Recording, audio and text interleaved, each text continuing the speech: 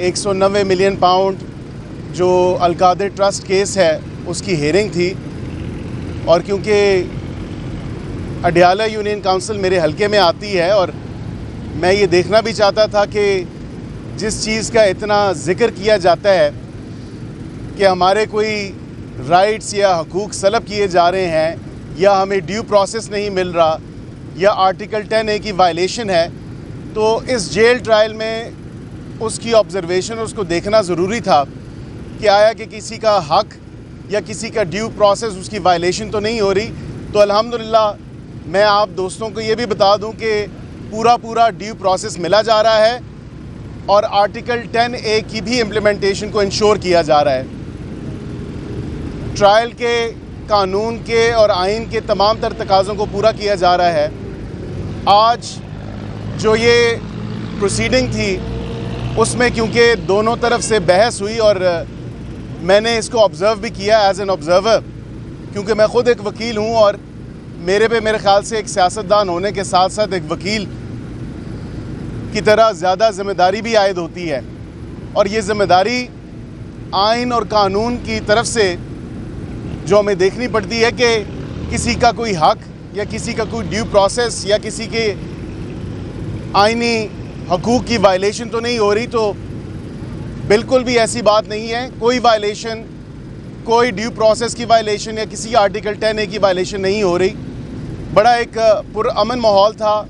जिस तरह अदालतों को काम करना चाहिए उसी तरह इस अदालत ने फंक्शन किया, और उसके साथ आज की जो प्रोसीडिंग्स थी उन प्रोसीडिंग्स में बिलखसूस, क्योंकि आपने सुना होगा मीडिया के दोस्तों ने कि एक एतराज़ आ रहा था कि प्रॉपर नोटिफाई नहीं हुए वे जज साहब, तो आज इस चीज़ पे भी बहस हुई और ये फ़ैसला भी सामने आया कि क्योंकि इस्लामाबाद हाई कोर्ट का जो नोटिफिकेशन है, जज साहब को इजाफी जो चार्ज दिया गया है अनटिल द अपॉइंटमेंट ऑफ जो रेगुलर जज हैं वो आ जाएं, ये जो रेगुलर कोर्ट ये नैब की अदालत को संभालते हैं वो आ जाएं, तब तक जो है इनको इजाफी चार्ज दिया गया है।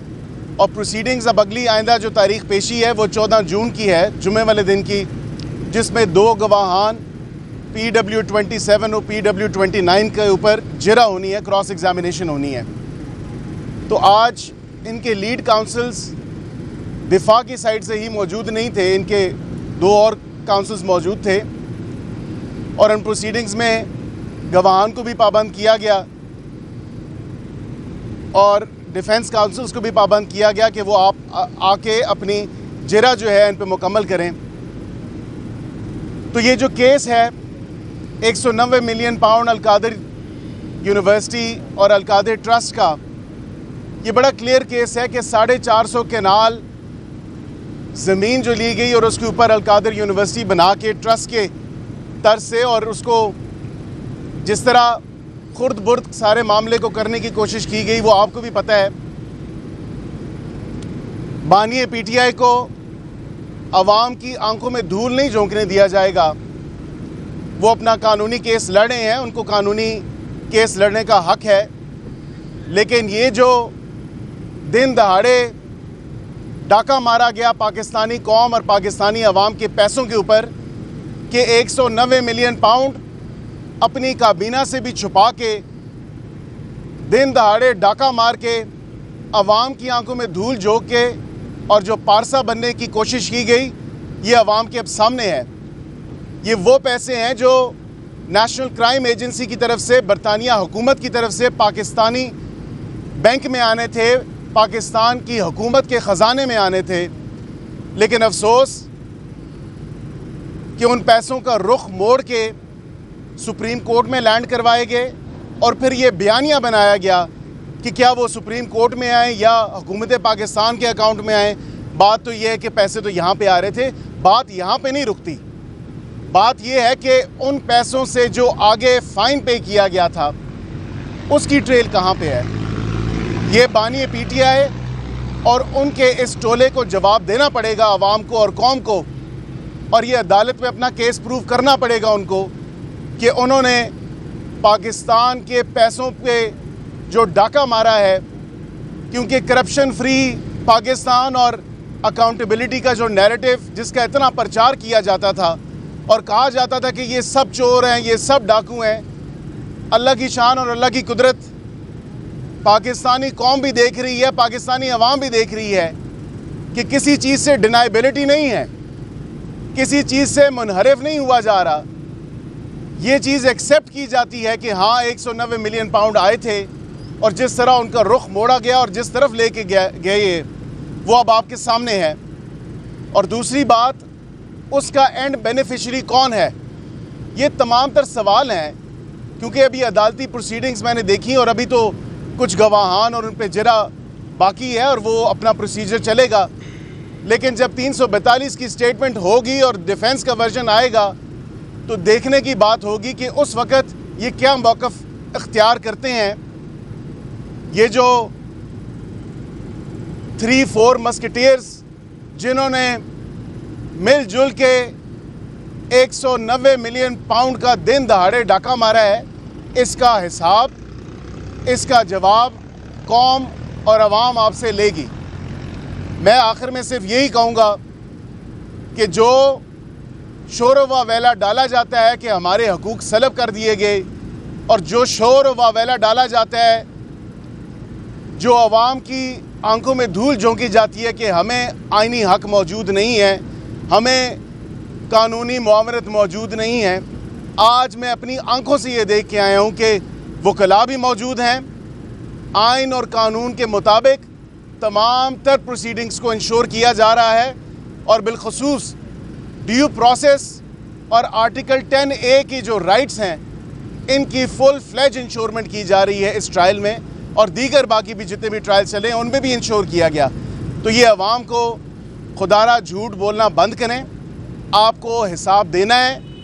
दिन दहाड़े जो डकैती, जो डाका मारा गया, आपको अवाम अदालत में तो देना ही देना है इस चीज़ का जवाब, लेकिन आपको अवाम के सामने भी इस चीज़ का जवाब देना होगा कि जो आपने पाकिस्तानी कौम, पाकिस्तानी अवाम के पैसों पे जो ना हक डाका मारा, ये पैसे किधर गए, ये पैसे कहाँ पे हैं और ये पैसे किस मद में किस जगह पहुँचे हैं, इसका हिसाब आपको देना होगा। शुक्रिया वकील साहब, आपका बहुत शुक्रिया। आप जेल गए, बानी पीटीआई को जो सहूलियात दी गई, जो वो दावा करते हैं उसका आपने बताया कि उसके बरक्स सबको सहूलियात, बानी पीटीआई के ऊपर तो फोकस है सबका, लेकिन जेल के अंदर 2000 तादाद है, गुंजाइश है, इस वक्त 8000 कैदी हैं। उनका कौन जिम्मेदार होगा, उनके हकूक कौन देगा? वहाँ पे गर्मी है, वहाँ पे सूरत हाल है, क्या उस हवाले से भी हुकूमत को करेगी? जी बिल्कुल, आपने बड़ा अच्छा सवाल किया, और बिल्कुल कि किसी को कोई स्पेशल ट्रीटमेंट नहीं मिलनी चाहिए। और जहाँ तक बात B क्लास की या C क्लास की है, वो भी उसमें क्योंकि प्रिजन रूल्स मौजूद हैं और उसके अलावा जेल मैनुअल है और उसके मुताबिक ही उनको फैसिलिटीज़ मिलती हैं। लेकिन आज ये तो सहूलियात देखी गई कि किसी ने दरख्वास्त दी कि मुझे एयर कूलर लगा दो क्योंकि दूसरों के AC उतरवाता था। अब एयर कूलर भी लग गया है। एयर कूलर जनरली स्पीकिंग तमाम तर बैरिक्स में एयर कूलर की फैसिलिटी और सहूलत मौजूद है गर्मियों के महीनों में, ये कोई स्पेशल ट्रीटमेंट नहीं है। लेकिन अगर कोई ये कहता है कि मुझे वर्जिश की मशीन दे दो, मेरा खाना बना दो, मुझे लातादाद लोगों से मुलाकात करने दो जेल मैनुअल और जेल रूल्स के मुतरादिफ, तो ऐसा नहीं होगा। जिस तरह आइन और कानून की पासदारी जिसका प्रचार आप अपने दौरे हुकूमत में करते रहे और पाकिस्तान को आप एक रियासत मदीना का नारा लगा के वेलफेयर स्टेट का जो आप दावा करते रहे, इंशाअल्लाह हमारी हुकूमत इस चीज़ को इंश्योर करेगी। और इंशाअल्लाह जिस तरह के इक़दामात अभी हम उठा रहे हैं, पाकिस्तान इंशाअल्लाह ज़रूर अपने पाँव पे खड़ा होगा। दोबारा इंशाअल्लाह इसकी इकॉनमी टेक ऑफ करेगी और इंशाअल्लाह इधर से ही सफ़र शुरू होगा और हम वेलफेयर स्टेट बनेंगे। ऐसी इत्तलात है कि आपने जो आज दौरा किया, इसकी गालबन आप रिपोर्ट सुप्रीम कोर्ट में पेश करेंगे, वफाकी हुकूमत में पेश करेंगे, इसको काइंडली थोड़ा करिए। नहीं, इस पे क्योंकि मुझे ना तो किसी ने कहा कि आप जाएं, ना ही किसी अदालत की तरफ से डायरेक्शन थी। ये ओपन कोर्ट है, मैं बहसीयत वकील आया हूँ और बिलखसूस क्योंकि अडाला यूनियन काउंसिल जिस तरह मैंने जिक्र किया कि मेरे हल्के का हिस्सा है, और in any case as a lawyer मेरे पे ये ज़िम्मेदारी है कि तमाम प्रिजनर्स के हकूक़ जो हैं उसको भी देखना ज़रूरी है। कहीं किसी की कोई ह्यूमन राइट वायलेशंस तो नहीं हो रही, इंसानी हकूक़ की वायलेशंस तो नहीं हो रही, तो इस चीज़ को इंश्योर किया। अगर हाँ मुझे कहा जाएगा किसी अदालत में कि ये रिपोर्ट जमा कराएं तो डेफिनेटली मैं ये रिपोर्ट ज़रूर जमा कराऊंगा। सर कहा जा रहा है कि 15 से 16 केसेस ऐसे हैं जिसके ऊपर काम नहीं किया जा रहा है, वो बहुत स्लो है, उनके ऊपर उनकी जो कार्रवाई है वो तेज है। कौन से ऐसे 15 से 16 केसेस हैं, मुझे बताएं ना प्लीज़। सुबह की जो रिपोर्ट थी उसमें उन्होंने जो सुबह भी दाद किया उसमें उन्होंने कहा कि 15 से 16 केसेस हैं। किसी अखबारी रिपोर्ट के बारे में बात कर रहे हैं, कोई आदाद शुमार मौजूद हैं तो मुझे प्लीज़ बताएं। वीलॉगर्स के ऊपर मैं क्या इस पर कमेंट करूँ, क्या तबसरा करूँ। बहुत बहुत शुक्रिया, थैंक यू।